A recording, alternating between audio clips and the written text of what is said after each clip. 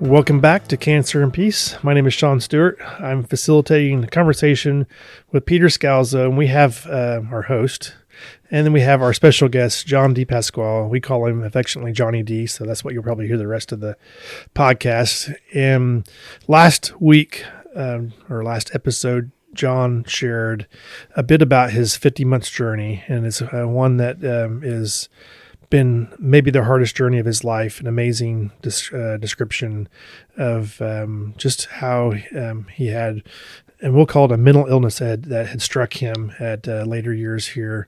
And he's on his journey to his 80th birthday year here right now. And having gone through this, we were just sharing, just how in his mind and probably for many of us, his life was going to look like this, just maybe you said to get maybe coming in for coasting in for a landing or something like that.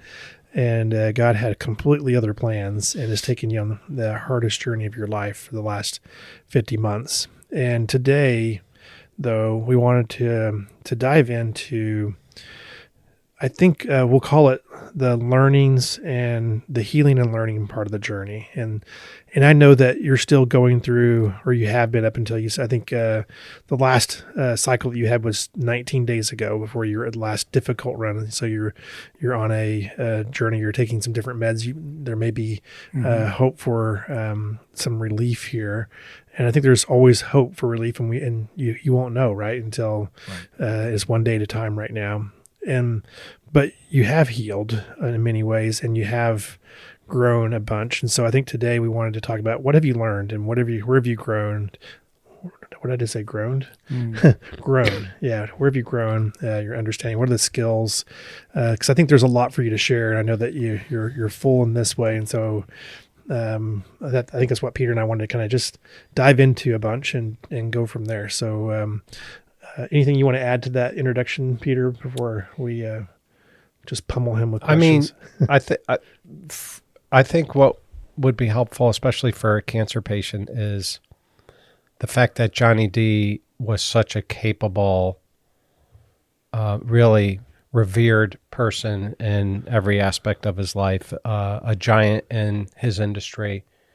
I mean, he was salesman of the century, and he really was a leader in the church, all that. He leader in his family, but highly capable, and had struggled with some mental health issues before in his life, which is part of his story. But in the last 50 months, he was brought to his knees, literally, in a place where he, you mentioned before in the last episode, where he was powerless and not in control at all. And so it's been amazing. Sean, and you and I have had the privilege of walking with him through the last 50 months. But he's learned some really unique, incredible life lessons, which I think will be helpful for cancer patients. Yeah. For anyone, but especially for cancer patients. Yeah. Well, where I think we left off on the last episode was that it was a multi-level approach. I ultimately, really did a deep dive in the spiritual end, the emotional, broken emotions, childhood trauma, the physical, and the mental, and I pursued all of those avenues simultaneously, looking for relief. I mean, that was the bottom line. My son Peter, somewhere in the middle of this, or 2.5 years ago, he just said to me, God has a sense of humor. He's tweaking you at 75, like, why would he want to do that? And I couldn't agree with him more. But one thing, the spiritual end of it was helpful, because there are scriptures that God brought to my mind that I really hung on to. And the one that was interesting was, humble yourself and he'll lift you up. And at our church, we have something called a mental health drop-in. And that would be about 3 years ago that I decided to do the mental health drop-in. And I remember my wife indicating, how does that look? My son happens to be one of the lead pastors, that his dad is going into this mental health that had the stigma that something was wrong. And I remember telling her it hurt too much not to go. And I remember driving in the parking lot and starting the Monday night group, and it being very helpful. And I went consistently when I felt good and when I didn't feel good. And I think that's probably one of the big things of not isolating, no matter how the hurts, is to just, when they say put one foot in front of the other, and I heard that for the last 40 years, I had to practice that no matter how I felt. And I thank God that you, Sean, the times that I felt so insecure, were you able to pick me up and drive me to church when the anxiety really attacked my confidence and my confidence to drive. And as a sales guy, I probably put well over 1 million miles of driving in 45 years with no accidents and 2 tickets that I beat. There's pride there. Look at that. Just Yeah, pride. A Yeah. big, There's still big something smile. out there. Yeah. I know the police are I listening won. to this. Yeah. But so for not being so afraid to drive and you being able to take me was such a big help. Otherwise, I would be paralyzed sitting home when I could be with a group, and that's very helpful.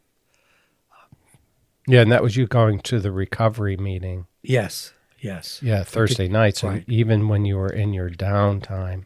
Right. And what they did at the mental health check-in, when I couldn't come, they would call me and put me on speakerphone.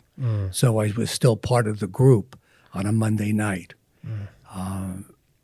Those were lifelines, and that's what I would suggest, that whatever lifeline you could take it. Yeah, you speak to something that we've always said, healing comes through. You've always said healing comes through others. That came from you to me first night, and that always struck out to me when I first heard it. I think you had said it to me maybe 12 years ago, and I was just like, I don't know about that. It didn't even sound quite biblical to me in one sense. And then I remember you saying to me, it's like, Sean, forgiveness comes immediately, but healing comes through others. And I did find that to be not just a biblical truth, it's a life truth. And the fact that you're saying now community was such an important part, and the right communities for what you needed were such an important part of your journey for healing, or for not even just healing, maybe sustenance, but to be able to even to survival in one sense, to functionality, to be able to function one day to the next. And I think this is why Peter's doing Cancer and Peace is for a community. It's why you are Support still groups. part of cancer support. Is that reason? We've had a cancer support group at our church for 19 years now, and have traveled with many individuals through their cancer journeys. And one thing is, like Johnny D also said, share your issues with those who share your issues. And the power of being able to go into a group of people who are sharing the journey you're sharing. It's just amazing, the support that you feel. You're not alone in the journey. And you can say things in that group that only they'll understand. The other big thing that you said, and not Yeah, to cut so- you off, there's one big thing I wanted to tie on to, and then we can go into the next point item. But it was you being willing to humble enough to show this idea of that stigma that's out there. What will it look like for you to be part of a mental health group? And the answer is, and we've learned this so much in recovery, broken.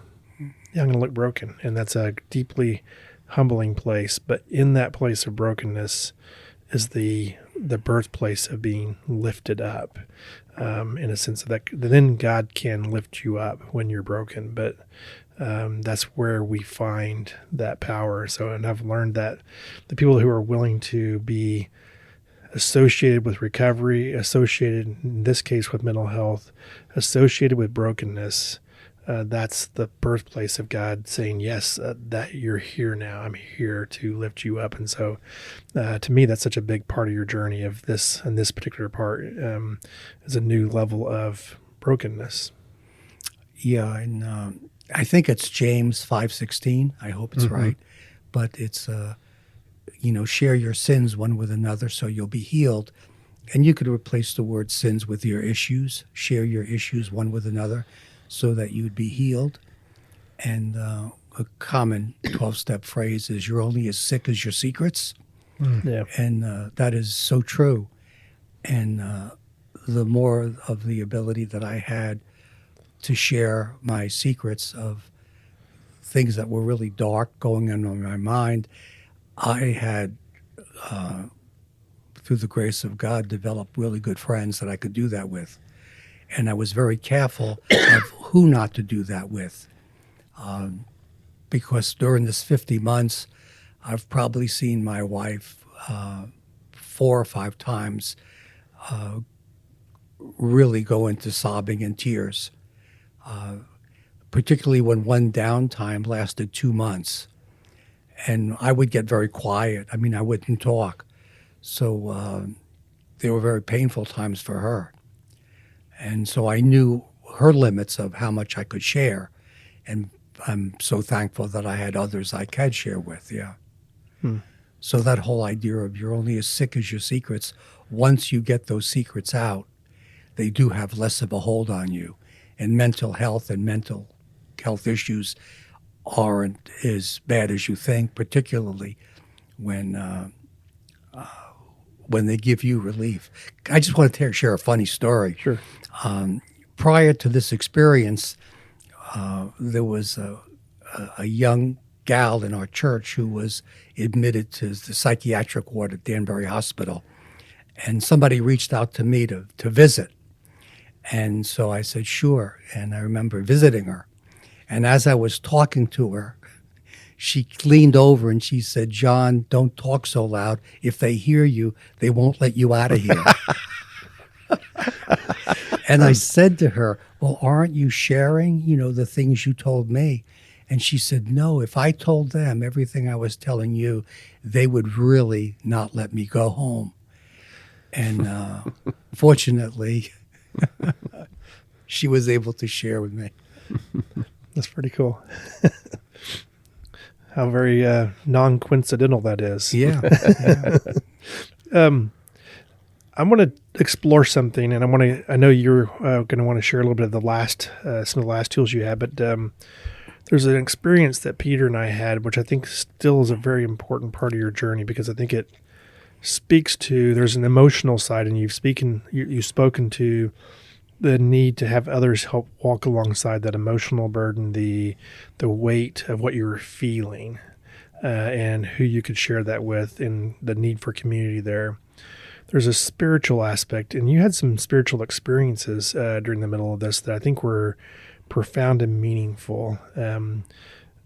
Learnings out of that, some things that you might want to share, stories you might even want to share in that space, a story or so as part of the journey on the way through. I'm curious.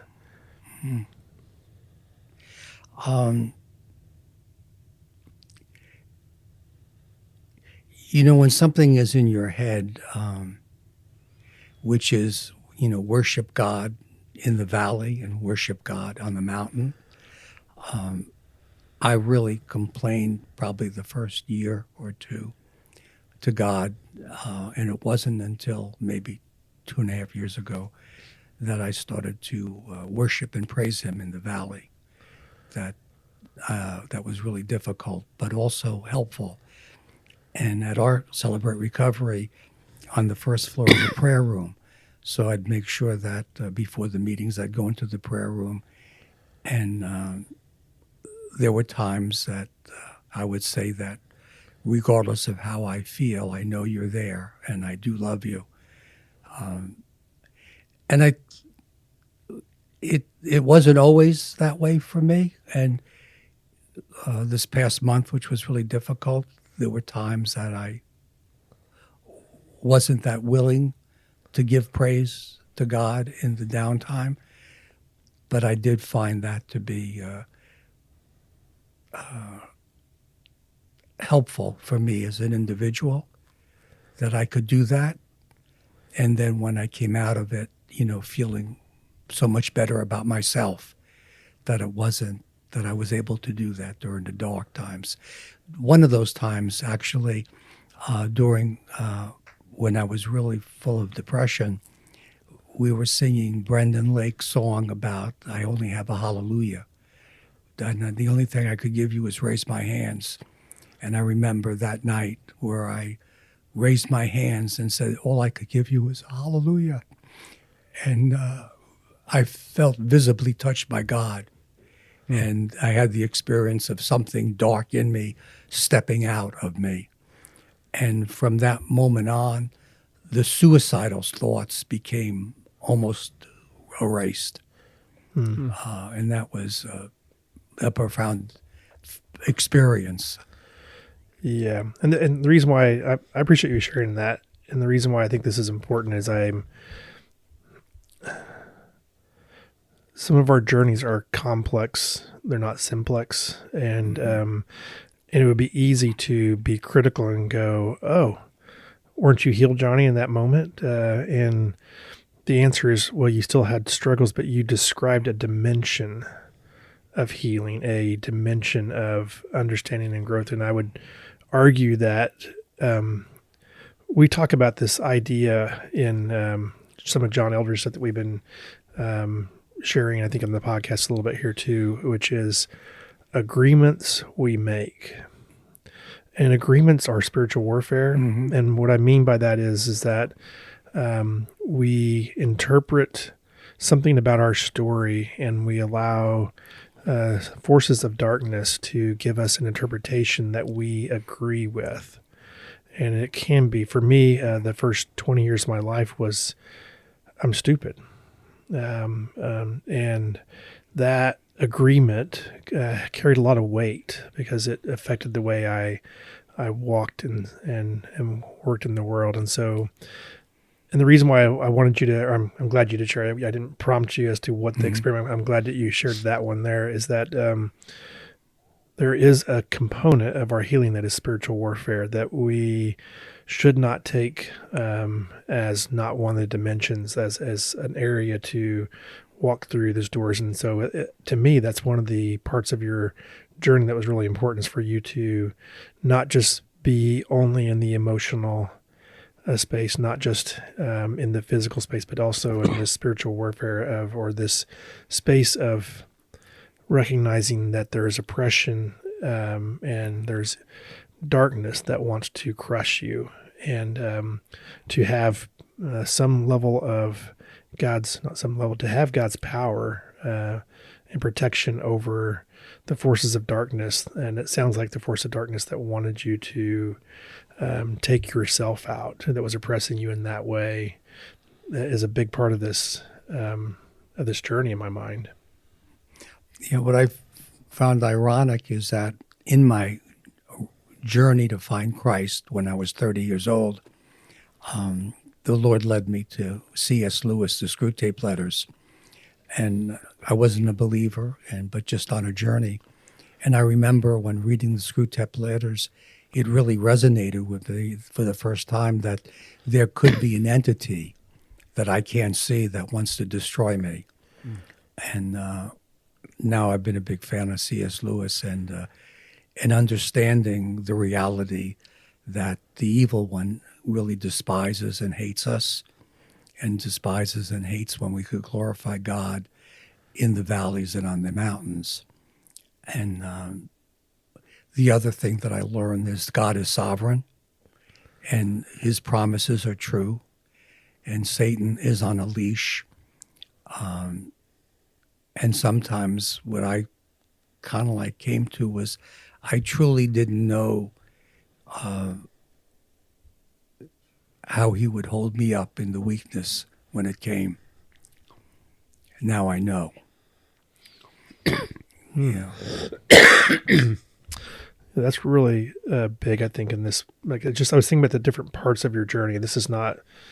You really have looked at this, and you approached the medical, physical side, and then I think the last part of the journey was has been also something that off of that back of what Rita had talked to you about, which was this idea of how do you walk in the pain? And even if there's not a permanent solution here that is a permanently healed solution, how do you walk in that? And so I'd like to delve into those a little bit, and just hear your thoughts, or if there's something I'm skipping too, I'd just put it out there. Those are things that I'm, highly aware of. But, and Peter, do you have anything else that maybe needs to be? No, I think what you're getting to is those tools and kind of the behavioral. What could he do in the way that he responds?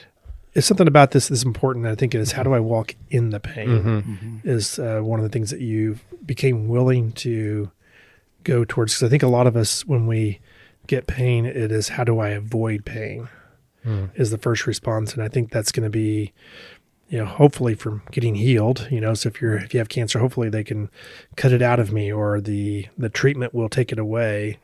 But you had said earlier, when you and I were talking about this with John, it was like, for a metastatic patient, there's something really important to hear here, and that is, how do I walk in the pain? And so you had tools and you had a journey of how do you walk in the pain. So you want to just take us back to that for a few minutes, and we'll start walking into that a little bit, maybe. Yeah, there's no question that the 12 steps and the 8 Beatitudes, the 8 principles, are vital as a foundation, particularly the Serenity Prayer, which would be key.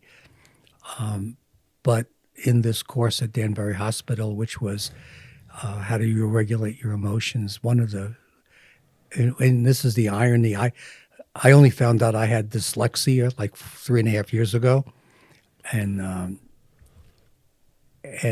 a lot of things that I use right now are memorization skills.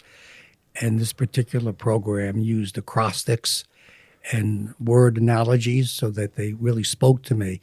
And one was stop. The S stood for whatever was going on in your mind, just stop it. The T was take a step back. The O was observe, what's going on inside of you emotionally. And then the P was to proceed mindfully. And mindfully would be using your part of your brain and also your emotions and coming up with a balance of what does it look like to proceed mindfully. The other one that was helpful was improve, and they used the word I was for imagine where you'd like to be, and the M was what meaning can you get out of what you're going through, and the P for improve, the P was the prayer part. But the M in improve I used as, okay, what am I learning from this? What is God showing me? What is the benefit of trying to make sense of the pain and the darkness? The one that I relied on a lot was called opposite action. And that's when my emotions were telling me one thing, to understand that my emotions were not an indicator of truth, but just feelings, and feelings aren't reliable.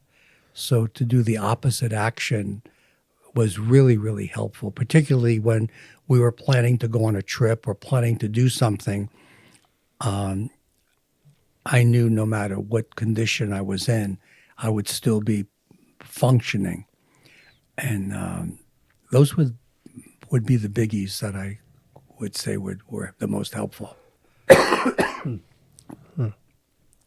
The acronyms were a big way for you to really connect deeply into remembering and having that.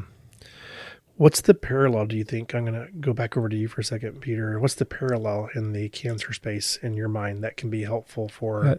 I think the issue of control is the overarching umbrella, which is I am not in control of my health journey. I can diet, I can go to certain doctors, I can research and do things like that, but ultimately I'm not in control of the fact that my cell has mutated and become cancerous, and I can treat it.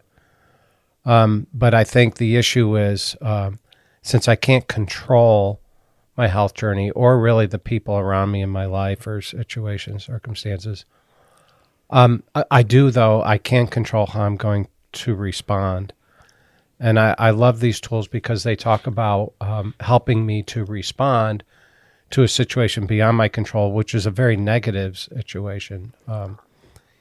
Cancer is a big disruptor, and there's really nothing pleasant about the journey. So how can I navigate this thing through my emotions? I love talking about regulating my emotions, and part of my journey, Johnny D, when you put that journal on my chest in the hospital down in Manhattan, where I was really facing my demise, the end of my life. And the message I had was you're all stuffed up. You need to express those emotions. And then after I express them, you really taught me, don't let those emotions drive your bus. Mm-hmm. There's truth to grab onto. And those were the truths from Scripture and other things. And I think so. There's great things to learn that you learned to help someone navigate a very painful journey. And you had handed me earlier when we were talking about this podcast today, episode of this woman who she was a stage 2 breast cancer survivor working through treatments, and she was highly fearful of the needle that she would have to deal with whenever she received treatment. So the one tool she had was called mindfulness. And, mindfulness is a buzzword out there right now, but basically she described it as staying in the moment. And let's say that she was getting this needle on a Monday and she was worrying about it from Tuesday to Sunday. It was like consuming her. How could she be mindful and live in the moment? Kind of like one day at a time, one moment and enjoying one moment at a time, which is what the long version of the Serenity Prayer says. So how can I do that? How can I be in the moment, be mindful, especially on a metastatic cancer journey? I mean, twice I was told you need to contact hospice and go home and do an end-of-life journey. And so it's been this threat for 10 years now in my journey that the cancer could return at any time, and it's a terminal journey. So how can I, instead of thinking about that hanging over my head, how can I be mindful? How can I focus on each day, really each moment, and enjoy that moment for what it is? And I think, I don't know if you guys wanted to comment at all on how you all do that kind of mindfulness concept. Yeah, that acronym STOP, S-T-O-P, and the S is like immediate stop, But the S also could stand for surrender. And I thought I was pretty surrendered before this started. But I could say now that there are levels of surrender you don't know until you come to that level. And I have a kind of like I kid around with people who don't go to recovery. I say, that you've heard a picture is worth 1,000 words. Well, an experience is 1,000 pictures. And you need to really experience, what it means to walk into a recovery room and to walk into a place. The surrender piece is something that has become essential as to breaking through different levels of the depth of surrender.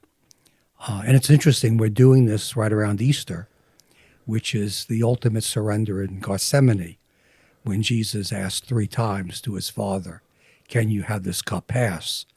So I, in my journey, had asked 3 times, 3 times, 3 times 3. How many times I've asked him to please, get me out of here, take me home. But the surrender piece is big. And do I believe right now in my heart of hearts that he'll never test me beyond my limitations?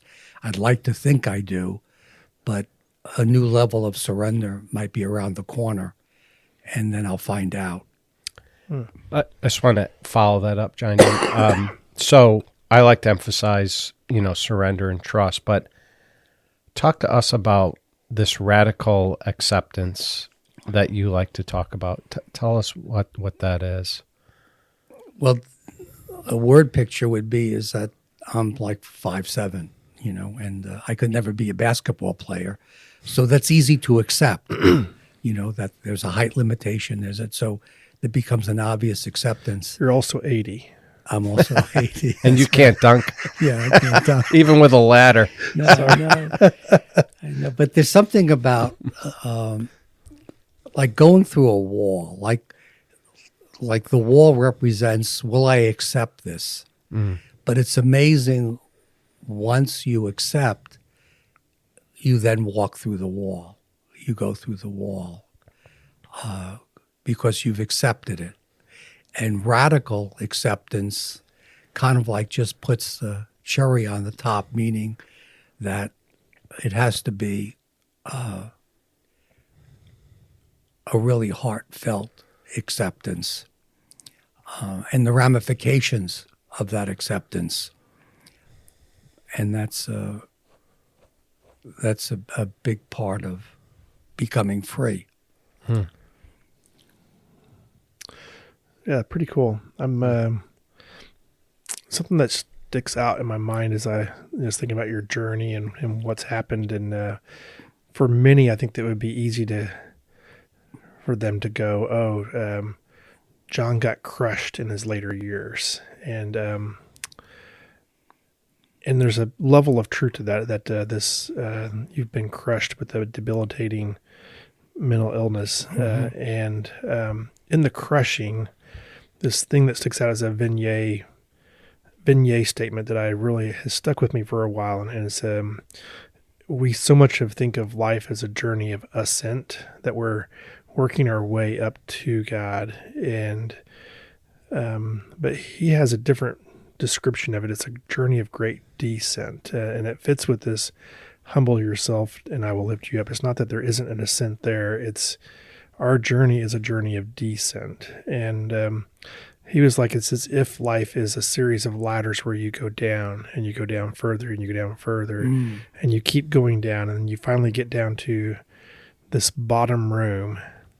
And as you get to this bottom room, there's a large, long table, and you go to the very last seat of the table, and there you find Jesus waiting for you.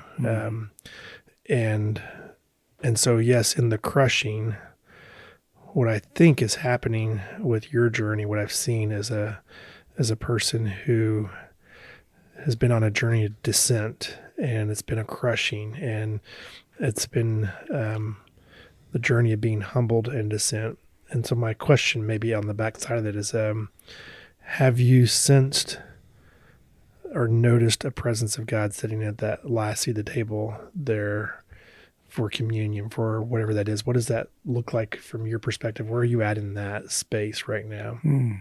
That's a great question, and I'll give you just a thought before I answer the question. Is before this, I used to very casually say to people, God is really about FUD, squeezing your heart, and out of it comes fear, uncertainty, and doubt.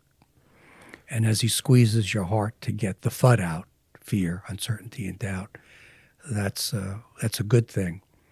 I never knew that I would be in that situation where I didn't realize how much fear, how much uncertainty, and how much doubt that I had in my heart. The last 50 months certainly exposed that. And then your question was? As that squeezing took place, what did that do with your relationship with Jesus? Like, where did that bring you now? Yeah. Where are you at today in that journey? Because ultimately we know that, that we're in a relational experience. And my guess is at the start there, at least for sure, was a lot of doubt and a lot of questioning about even whether you were loved or whether you were in the right place, doing the right things, or were you really a son, or all those things have probably gone through your mind because of the nature, the extremeness of the journey you've been on. Where are you today? What have you learned? What have you found? What have you connected on? Yeah. Prior to this, I really thought it was important, and it is important. I put to memory the attributes of God alphabetically. For A, he's always available. B, he's a burden bearer. C, he's a comforter. And I had really put all those to memory in case there was a time that I needed to rely on, not my feelings, but the facts of who he was. But even with all that work that I had put in, it wasn't enough. It was still in my mind. I think where I am today is the belief of his trustworthiness and a new definition of love. I grew up in a household where love wasn't expressed. And I think in these latter 12, 13 months of this journey, I'm now experiencing what true love is. And I'm really experiencing what the sacrifice that he did on the cross, really the depth of it, of what it meant. Because I never had a Gethsemane moment until this journey of what it felt like being in the garden on my face, saying, please take me, this is unbearable. And that has given me a new perspective to the sacrifice that God really did, because he went to the place that nobody could go to. That's a pretty cool place there. And I think that's probably where I don't have any big questions there. I think I just want to thank Johnny D for coming today. His phone's going up. And he's having a boomer moment now, and he's powerless to. That's a boomer moment. That's a boomer moment there, yeah. And he's powerless to stop it. Yeah, yeah. But I want to thank you, Johnny D, for coming out. Thank you. And really being so open, honest, and vulnerable with us and sharing. Yeah. It's wonderful, really. It's just so awesome. I mean, especially in the context of cancer. Yes, and so I hope our listeners can really connect to beneficial. A medical situation that's out of your control, that's had such huge impact on your life. This is Johnny D's life, and it parallels so much with what a cancer patient will go through, and a cancer survivor will go through. And so I appreciate you taking the willingness to be vulnerable, to share those experiences, and to really even look at the complexity and the depth of this, because it's not just a simple push this button over here. If I would just do this one thing and everything will be fixed. It's at times there is no answer, and it's how do you take the next step has been part of the journey. And I think that's such a powerful moment to share with this audience especially, but just in general for anybody out there. And so thanks for being such a vulnerable, but also being a mentor to both Peter and I, and just for your story and your life, because it's you've influenced us so greatly. And so I can only feel gratitude in the moment, and just great love and joy just hearing your story. Thank you. I just want to end also what Peter said earlier, is share your issues with those who share your issues. And so for the audience that's listening, you need really to find someone who shares and hopefully is on the other side, or at least a little bit of, has some perspective on it. Because I found in my earlier years when I would share with people who didn't share, it was more hurtful than helpful. Well, that's a good piece of advice there, yeah. And we, in recovery, we had this concept of a sponsor. You could call them a mentor, but a sponsor mentor is somebody who has had a similar experience or journey, but who has, shown some ability to go through that door, through the process, and has grown from it.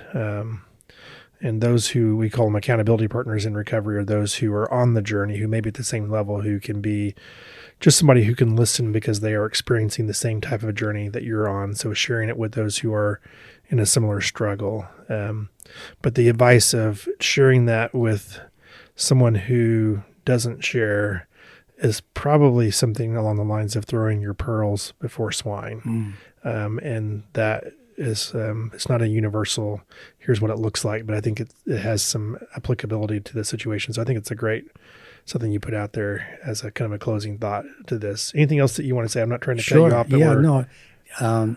So my love language is words of affirmation. And a guy that I had been walking with through a really difficult time in a marriage, and after he was on the other side, I bumped into him at the supermarket. And he said, John, you remind me of the guy that I was in a 20-foot pit. And as people walked by, I would yell out, can you help me? Can you help me? And, they just walked by, but you jumped down into the pit. And I said, what did you jump down here for? And you said to me, don't worry about it. I know how to get out of it. Follow me.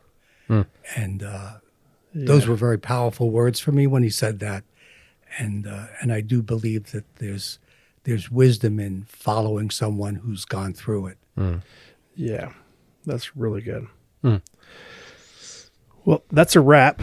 John, thanks so much for sharing your story. And we will I'm looking forward just to hearing it again. I think I'm going to have to listen to this one again for sure. You're actually going to listen to an episode. I'm going to find out if Jack can mute me at intervals. Sean, just for the record, Sean hasn't listened. You haven't listened to one episode, right? I have listened to one episode. Oh, you did? But I don't listen regularly because I cannot stand to hear myself. There's an issue for him to explore. That's something to unpack, but that's a different episode than this one here. That's a different episode. Yeah, thanks, Johnny D. Thanks, Sean. Thank you, everybody. Blessings.